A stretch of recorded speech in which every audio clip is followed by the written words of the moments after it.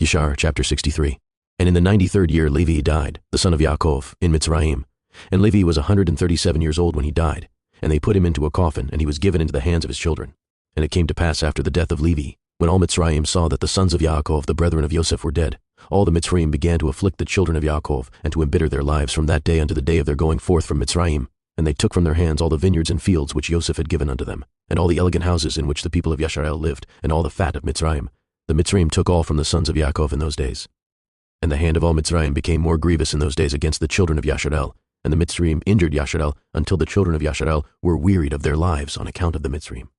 And it came to pass in those days, in the 102nd year of Yashar's going down to Mitzrayim, that Pharaoh king of Mitzrayim died, and Melol his son reigned in his stead, and all the mighty men of Mitzrayim and all that generation which knew Yosef and his brethren died in those days. And another generation rose up in their stead, which had not known the sons of Yaakov, and all the good which they had done to them, and all their might in Mitzrayim. Therefore all Mitzrayim began from that day forth to embitter the lives of the sons of Yaakov, and to afflict them with all manner of hard labor, because they had not known their ancestors who had delivered them in the days of the famine.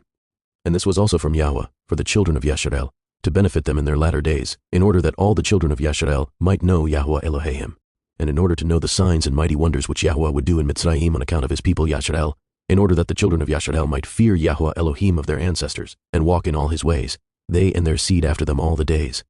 Melol was 20 years old when he began to reign, and he reigned 94 years, and all Mitzrayim called his name Pharaoh after the name of his father, as it was their custom to do to every king who reigned over them in Mitzrayim. At that time all the troops of Angeas king of Africa went forth to spread along the land of Kittim as usual for plunder.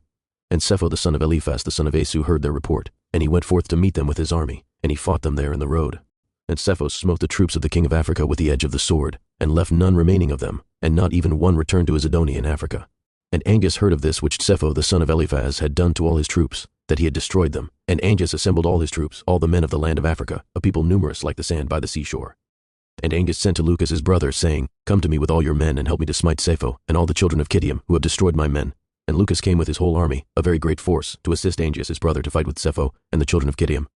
And Sepho and the children of Kittim heard this thing, and they were greatly afraid, and a great terror fell upon their hearts. And Sepho also sent a sefer to the land of Edom, to Hadad, the son of Bedad, king of Edom, and to all the children of Asu, saying, I have heard that Angeas king of Africa is coming to us with his brother for battle against us, and we are greatly afraid of him, for his army is very great, particularly as he comes against us with his brother and his army likewise. Now therefore come you also up with me and help me, and we will fight together against Angeas and his brother Lucas, and you will save us out of their hands, but if not, know ye that we shall all die.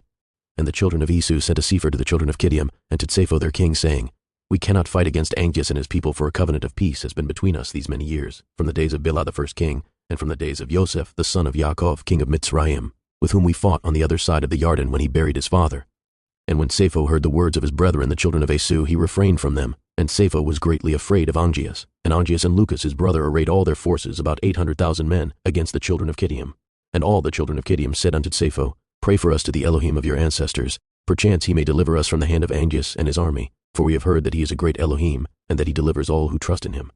And Sepho heard their words, and Sepho sought Yahweh, and he said, O Yahweh Elohim of Avraham and Yitzchak my ancestors, this day I know that you are the true Elohim, and all the Elohim of the nations are vain and useless. Remember now this day unto me your covenant with Avraham our father, which our ancestors related unto us, and do graciously with me this day for the sake of Avraham and Yitzchak our fathers, and save me and the children of Kittim from the hand of the king of Africa, who comes against us for battle.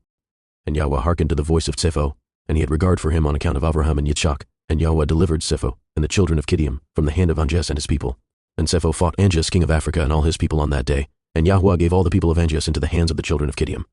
And the battle was severe upon Angeas, and Sepho smote all the men of Angeas and Lucas his brother with the edge of the sword, and there fell from them unto the evening of that day about 400,000 men. And when Angeas saw that all his men perished, he sent a sefer to all the inhabitants of Africa to come to him, to assist him in the battle, and he wrote in the sefer, saying, All who are found in Africa, let them come unto me from 10 years old and upward, let them all come unto me. And behold, if he comes not, he shall die, and all that he has, with his whole household, the king will take. And all the rest of the inhabitants of Africa were terrified at the words of Angeas, and there went out of the city about 300,000 men and boys, from 10 years upward, and they came to Angeas. And at the end of 10 days Angeas renewed the battle against Sepho and the children of Kittim, and the battle was very great and strong between them. And from the army of Angeas and Lucas Sepho sent many of the wounded unto his land, about 2,000 men, and Sosiftar the captain of the host of Angeas fell in that battle. And when Sosiftar had fallen, the African troops turned their backs to flee, and they fled, and Angeas and Lucas his brother were with them. And Sepho and the children of Kittim pursued them, and they smote them still heavily on the road, about 200 men, and they pursued Asdrubal the son of Angeas, who had fled with his father, And they smote 20 of his men in the road, and Asdrubal escaped from the children of Kidiam, and they did not slay him. And Angus and Lucas his brother fled with the rest of their men, and they escaped and came into Africa with terror and consternation. And Angus feared all the days lest Sapho the son of Eliphaz should go to war with him.